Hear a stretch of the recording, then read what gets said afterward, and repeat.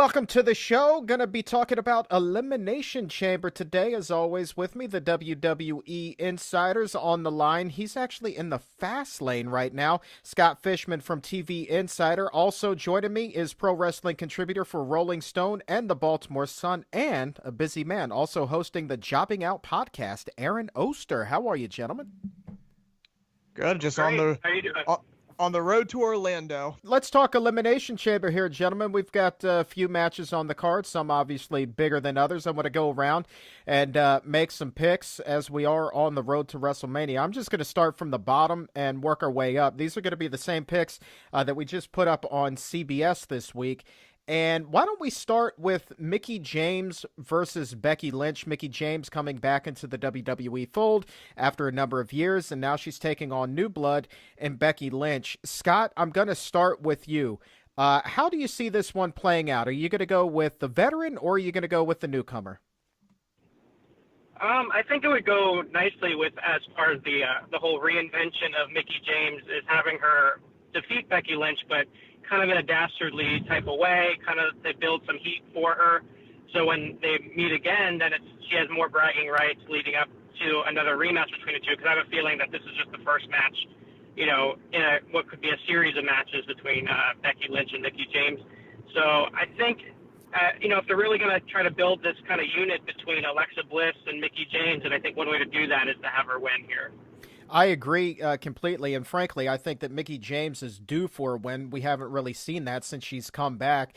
I think that a win here over Becky Lynch, be it, not clean, there be some shenanigans in there or not, she still needs it to kind of legitimize her status as being a threat after being gone for so many years. Aaron, how do you see this one?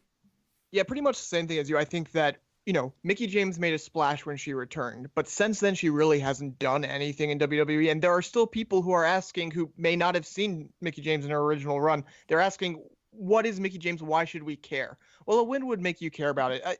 And the big thing here, I think, all of these matches are, of course, under the specter of WrestleMania. How does this get you to Mania? So I think that it's hard to see either of these women not being involved in a big match. And if you want to put them keep them on the same level as we head towards a title match, which more and more seems like it might be kind of a multi-woman, little bit of a cluster of a match. The best way to do that is to get a cheap win. Who's going to get the cheap win? The heel, Mickie James, wins it. Natalya versus Nikki Bella. Aaron, we'll start with you this time. How do you see this one playing out, man?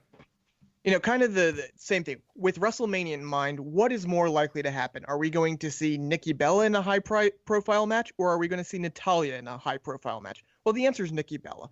And so I think Nikki Bella wins here. The question is, what kind of high-profile match? We're hearing rumors about her health. She may, still be battling that neck injury. It might have been going worse than we can.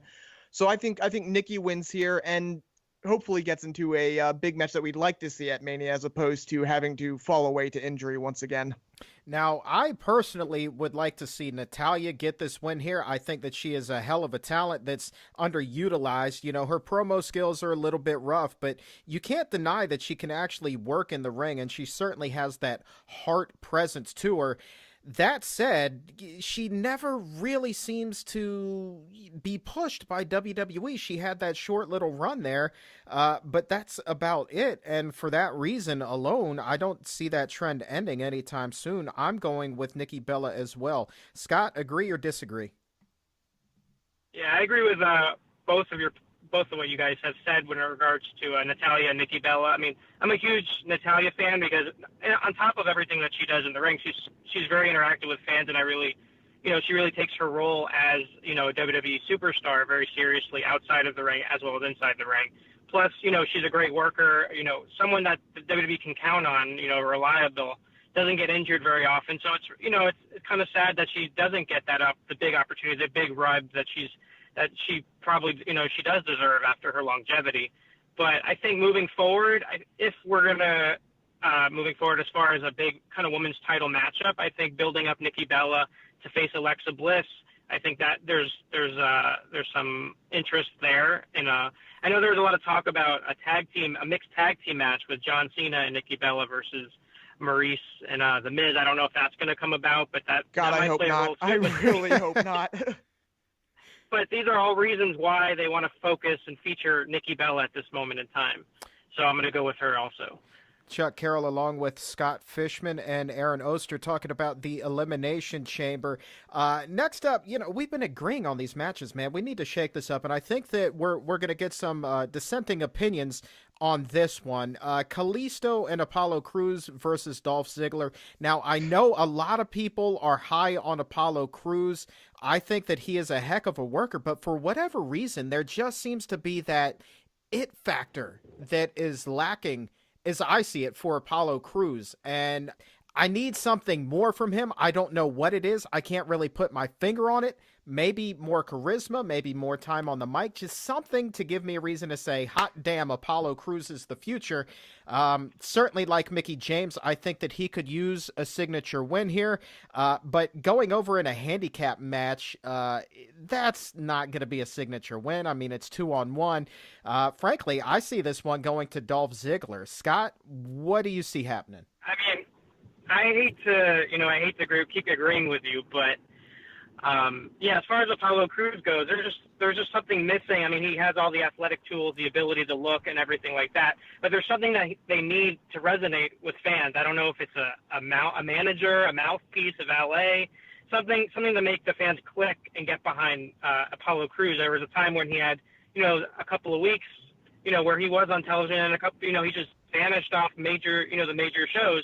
And so now it seems like they're kind of refocusing and building towards him again. But I don't know. I see something happening, like someone coming out or someone getting involved or some way that Dolph Ziggler wins to continue the heat that he's been building on himself. Because for fans don't want to see, someone. I mean, it's hard to get fans to boo Dolph Ziggler a lot of times, but I think winning in this type of a matchup and kind of a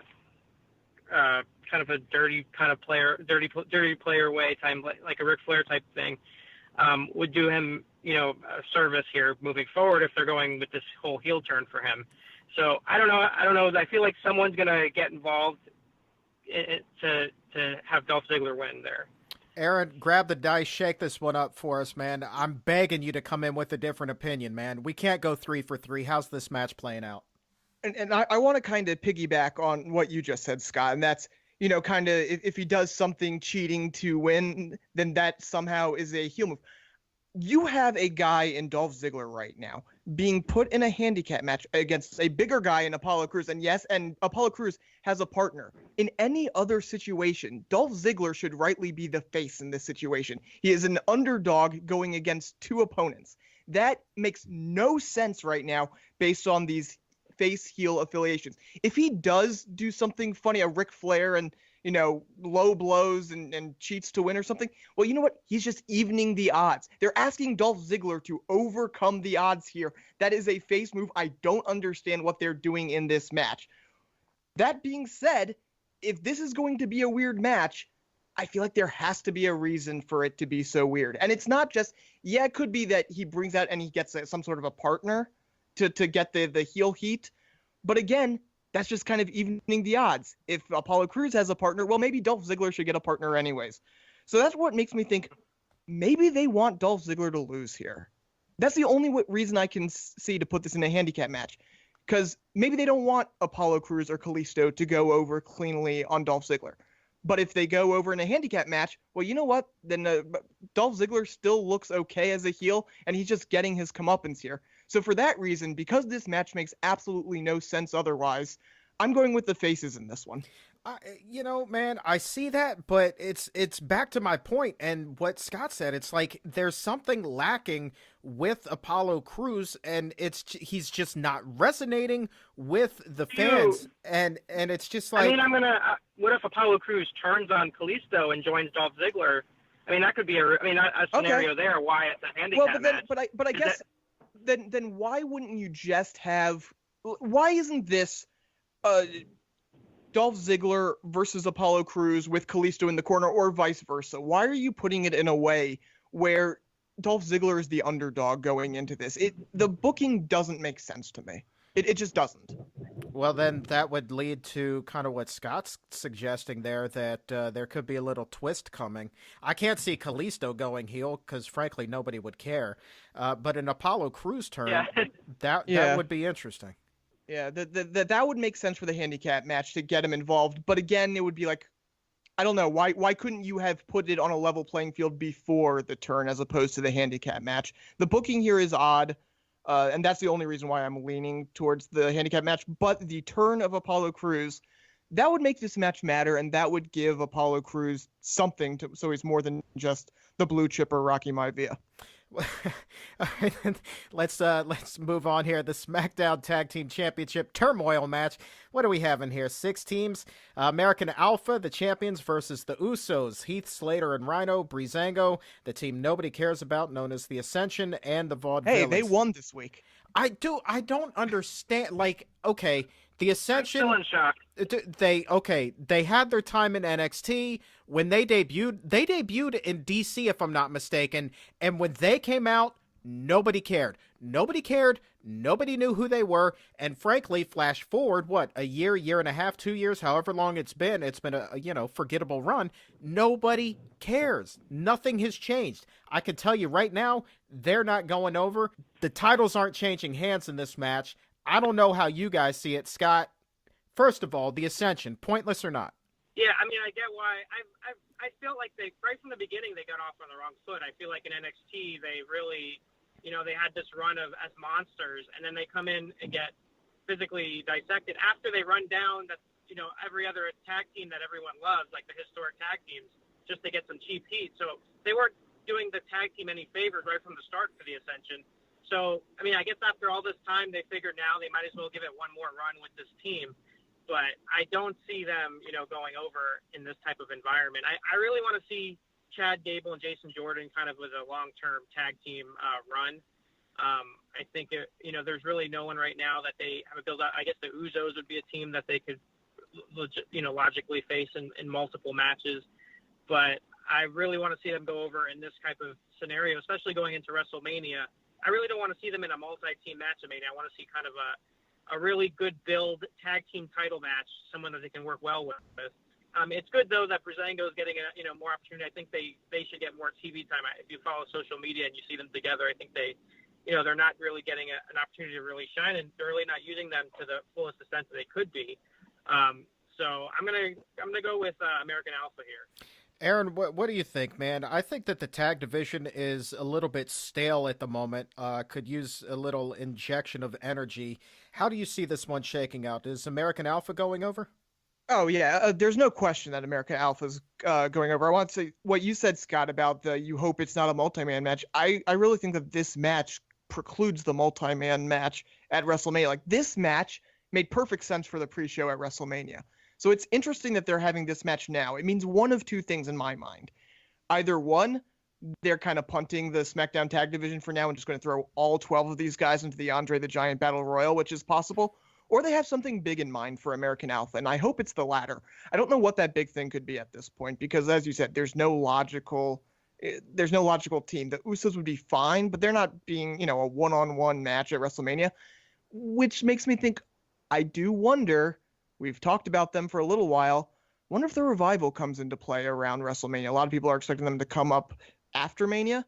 This would be a good time. If you're going to do this, where American Alpha goes over every other tag team on the roster, you have 6 weeks or more than 6 weeks, 7 weeks between now and Mania. Bring up the Revival, set up a huge marquee tag match for Mania, and run with that. Because otherwise, I think the other option is to punt the tag titles. I mean, and I hate to see that happen. Well, you know what I think? I think that makes a lot of sense, but frankly, I would save the Revival to debut at that SmackDown after WrestleMania, when you still have the most hardcore of WWE fans there, because believe it or not, the vast majority of the WWE universe does not watch NXT. These guys don't have that familiarity that you would expect that they do. I mean, case in point, the Ascension. you know? So, think about that. Yes, the three of us obviously watch NXT. We're familiar with the brand. We're the exception. We're not the rule. And so I think that to get that maximum effect, like, holy shit, these guys are legit and they blow the roof off of the place, you need to debut them in a very favorable capacity in front of a favorable crowd, because if you debut them like the Ascension did here in DC, it's going to fall flat. You definitely have a point there, but I think with someone like the Revival, I think that the first match for them matters more than the debut itself. I think that you could come out, and it wouldn't be necessarily unassuming. You have Morrow and everyone else really put them over, but then to have that big profile spotlight match, you have 7 weeks to build it. It's really long between Elimination Chamber and WrestleMania, so you can build it up, and then the first really big exposure being on a place like that with a crowd again that, as much as, like you say, most fans don't, the WrestleMania fans know the Revival and will completely mark out for an American Alpha Revival match. That might be the way to go if you are looking for American Alpha to defend the title. Speaking with Aaron Oster from Rolling Stone and the Baltimore Sun, we also have TV insider Scott Fishman on the line. I'm Chuck Carroll from CBS. Moving on here, talking about Elimination Chamber, if I could talk. SmackDown Women's Championship match, Alexa Bliss versus Naomi. Now, I have high hopes for this match. You have two incredibly athletic women in the ring here. I actually think that this has the potential to be along the same lines of what we saw a couple of years ago between Charlotte and Natalya at NXT, and even that women's match at WrestleMania last year. I have very high hopes for this, and I really think that win or lose, Naomi is going to be elevated significantly by this match. Scott, we'll start with you. How do you see this one playing out? Yeah, I think there's a lot of potential. I think Naomi's come out a long way, especially with personality. As far as the presentation, fans have really gotten behind her glow entrance, which is really creative and I think really eye-catching. So I think that's an intangible, one thing that she has now going forward for herself. Especially in the ring, she's gotten a lot better. She's trying out different moves. She has that exciting style I think fans are really getting behind. A while back, I really thought Naomi was going to become the women's champion. She had a lot of momentum heading into, I forgot which pay-per-view it was, but for some reason or another, it didn't happen, and then she got injured, and now she's back in the hunt. Unfortunately, I think Alexa Bliss continues her run with Mickie James, and she's not going to win this time around. But I definitely think her momentum is going to continue. I think a lot of eyes have been opened for her. And I think there's a title run for her in the near future. I just don't think it's going to happen on Sunday. Aaron, is this Naomi's night?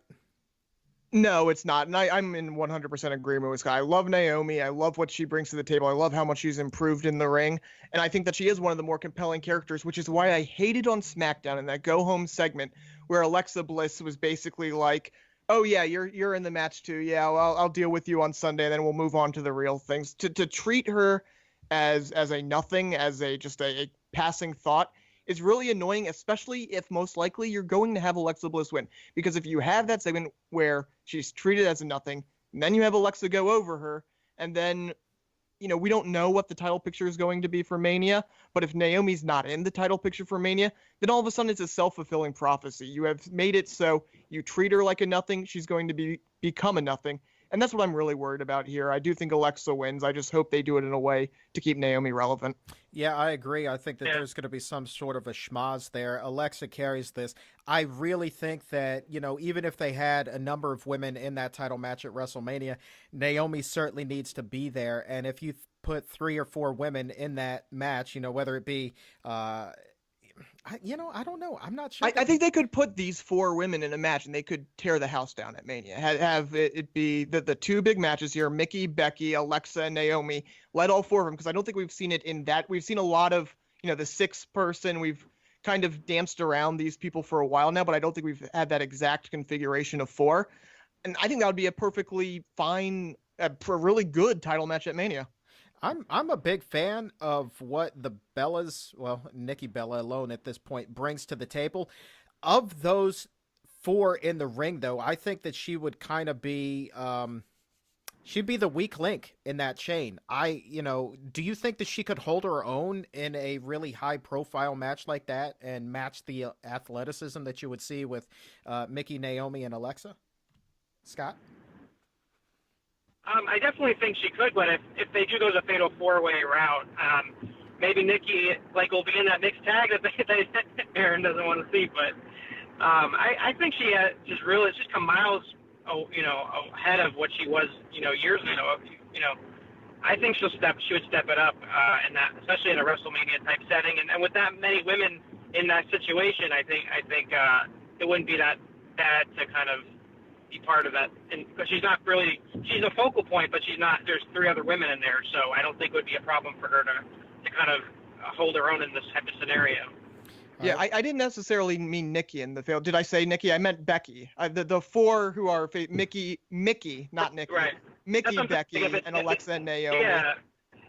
If they go the route with the mixed tag match, then I see that being a fatal four-way. But one of the things that's interesting about WrestleMania this year, that was not a challenge last year, is you're having now two brands that have the same kinds of championships. So you're like, what are we going to do now?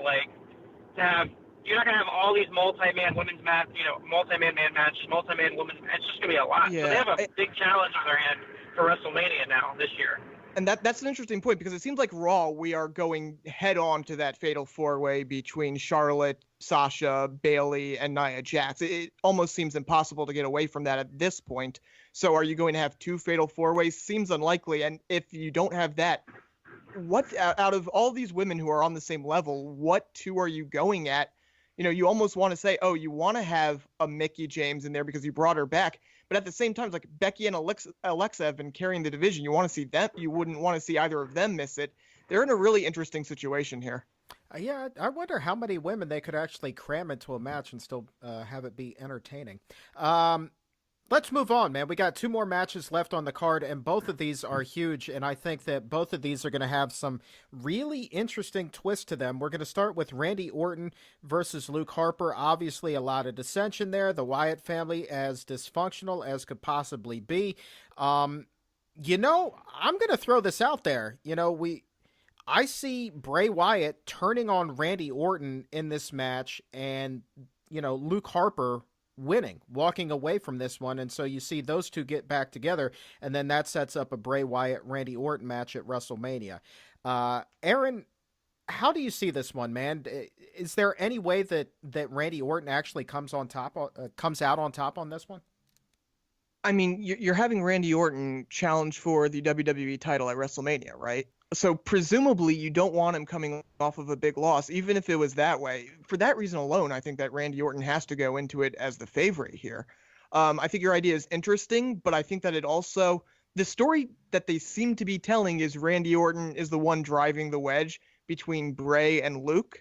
And that kind of got solidified on SmackDown with Luke finally hitting Bray and hitting Bray intentionally.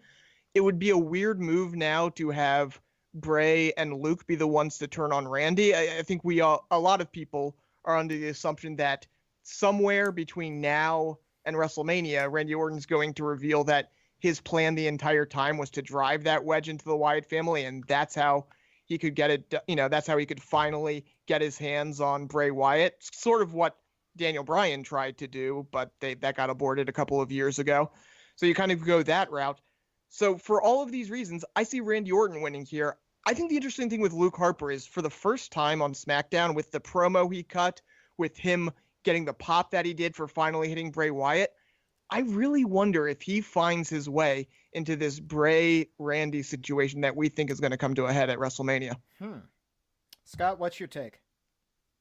Yeah, I think there's always been a tremendous upside with Luke Harper, and I think now is the time to kind of give him that opportunity to kind of break out.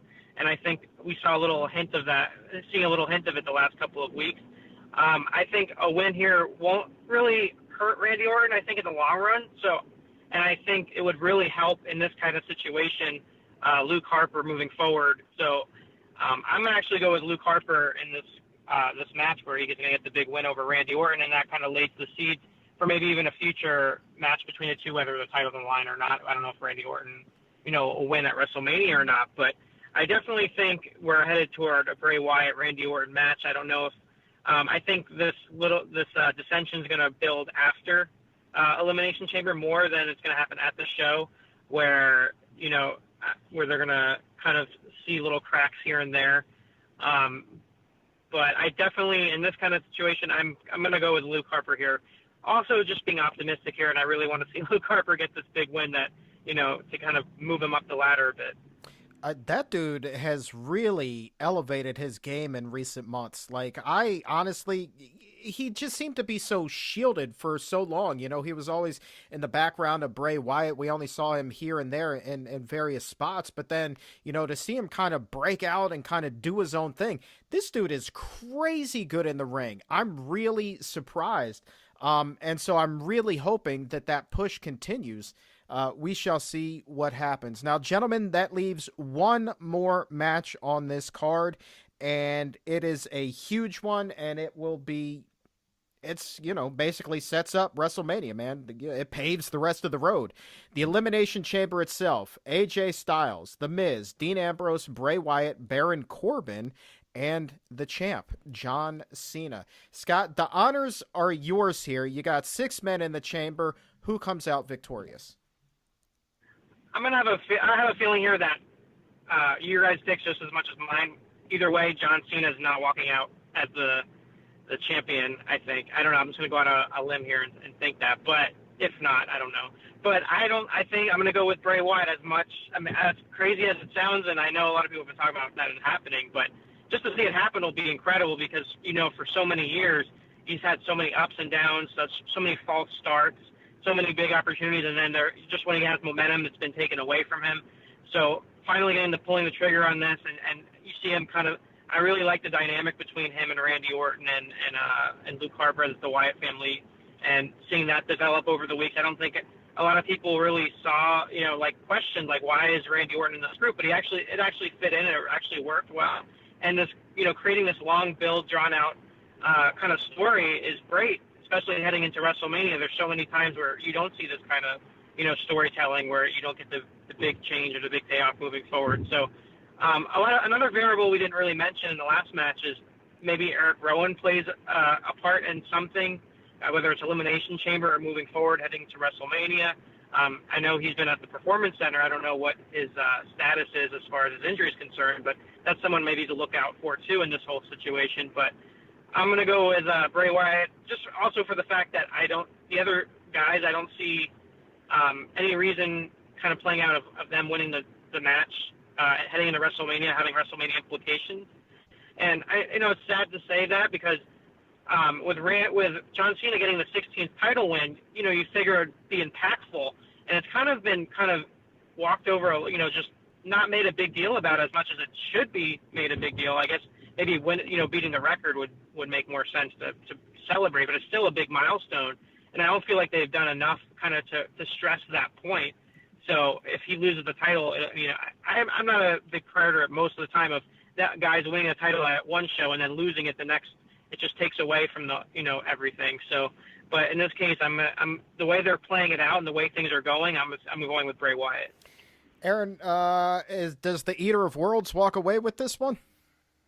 I think it's crazy if he doesn't. As Scott said, the one thing that whatever you want to complain about the Royal Rumble, there's plenty of things to complain about. The idea of Randy Orton winning, some people are like, oh, well, he didn't need the win. But the one thing it does is it arguably the most important storyline of SmackDown since the brand split has been this dynamic between Orton and Bray Wyatt. You can make a case that it's the Miz Daniel Bryan thing, and I have no problem if you want to say that was bigger. But one of the two really anchor storylines since pretty much day one of SmackDown Live has been the Orton Wyatt situation. To be able to pay that off at WrestleMania is a great thing, regardless of the people involved, of just the idea of, oh, look, they're giving us long-term storytelling with big payoffs. This is all we've wanted as wrestling fans. This is something we've needed as wrestling fans that they haven't been giving us. So Bray Wyatt should win it. Now, could I see a situation where they decide, well, Orton Wyatt's not big enough. We want to have Cena involved. So they have Cena retain here, and then Orton and Wyatt both get involved, and it's a triple threat or even maybe a fatal four-way with AJ Styles get ugly that way. Yeah, I could see it. And actually, if they went the fatal four-way route, then Bray Wyatt might make sense for even that as champion, because then you have a situation where, well, already we have AJ Styles who needs a rematch for his title match, and then John Cena would also need it, so you just kind of pack it all together and put it at Mania. Everything's pointing to Wyatt as champion right now. And if we don't get Wyatt Orton in some form at Mania, then WWE dropped the ball, period. Just end of story there. So yeah, I think the Eater of Worlds gets his first singles title. You know what, gentlemen? I disagree. I think that you are both wrong. I think that John Cena will carry the title all the way into WrestleMania. I think that even though it's kind of been shoved to the side, the fact that he got his 16th title, the fact is, I mean, Vince loves those big names at WrestleMania. He wants the big names on the marquee, and of the names in the Elimination Chamber, obviously, John Cena is going to be at the top of the list. Now, there's still plenty of time between the Chamber and WrestleMania to develop this storyline, whether it be a triple threat match or a fatal four-way for the title, all of that to come together. But I do not see a scenario where the title changes hands just after 2 weeks. It doesn't make sense. 16 titles, that's great, even though it's kind of been dismissed. There's still plenty of time to build it up between now and WrestleMania.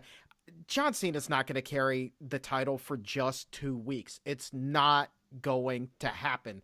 Therefore, he retains, and then storylines play out that make it either a triple threat at Mania or that fatal four-way. Well, what if this? I kind of see where you're going. You're right. It seems weird that this historic reign, A, hasn't been mentioned, and B, it would only be 2 weeks. But what if it was the situation where WWE, they see the writing on the wall with Cena. They see him going away for months at a time. They see him getting injured a little bit more often. They realize, you know what? We don't know exactly what Cena's situation is going to be in the future. So what we're going to do, we're going to have him drop the title, and we're going to have him win it back, make number 17 really huge at WrestleMania. I think that would be awful. But couldn't you see Vince thinking that was a good idea? I can absolutely see Vince thinking that. I can see that. But, you know, if WWE is thinking that they see the writing on the wall with Cena, and frankly, I don't see how they couldn't, it would make more sense for him to drop the title at Mania, and that would then elevate a Bray Wyatt, for instance, really into the next level and make him a bona fide, legitimate, you know, top superstar moving into the future.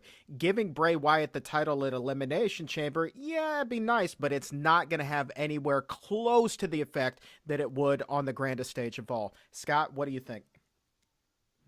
I think in that kind of scenario, they want to keep Bray Wyatt in this villainous role, and I think having him win against John Cena at WrestleMania, I don't think that would, I don't see that being the case. If that is the case, I agree with Aaron. Like, Vince loves these big moments, milestone moments happening at WrestleMania. So maybe he had him win the title just for the simple reason of him losing it and then winning it back at WrestleMania. If that's the case. We've seen so many scenarios though with John Cena, and if they are going with this mixed tag team match scenario, then something's going to happen with Miz and John Cena at this Elimination Chamber match. Maybe Miz cost Cena the match, and then that leads to something. I don't know. Whatever story they want to tell with that, if that is the case to happen. There was a lot of talk about him facing The Undertaker too, but if that's the case where he loses, I can also see him winning it back quickly, because that's how WWE rolls sometimes, or a lot of times. Lot of moving parts to this one, and I think that the one thing that I do know about WWE is that every year, no matter what you think about their booking between, you know, the middle to end of April to January, no matter how suspect that booking is, they always seem to get it right between the Rumble and WrestleMania. And in order to get it right, there needs to be twists, turns, surprises, and I really think that we're going to see some of that at Elimination Chamber. And frankly, I wouldn't be surprised if each of us missed, 3 or 4 matches here, just like, oh wow, didn't see that coming, and that tells me that WWE is doing their job. Yeah, I hope I'm wrong, with a lot of picks, because if not, then that just tells you the story of being a little bit too predictable. All right, gentlemen, thank you very much. That is Scott Fishman with TV Insider, Aaron Oster with the Baltimore Sun and Rolling Stone. Me, I am Chuck Carroll with CBS, and I'll be damned, gentlemen, we need a name for the show, so what we're going to do, we're going to get on our Twitter accounts, we're going to get on Facebook, we're going to solicit for names, and we're going to have a name, by God, by the next time we do an audio. Sounds good. All right, gentlemen. Have fun. 3-man power trip or 3-man band works, right? Something like that? Yeah. Yeah. The 3-man. I called Drew.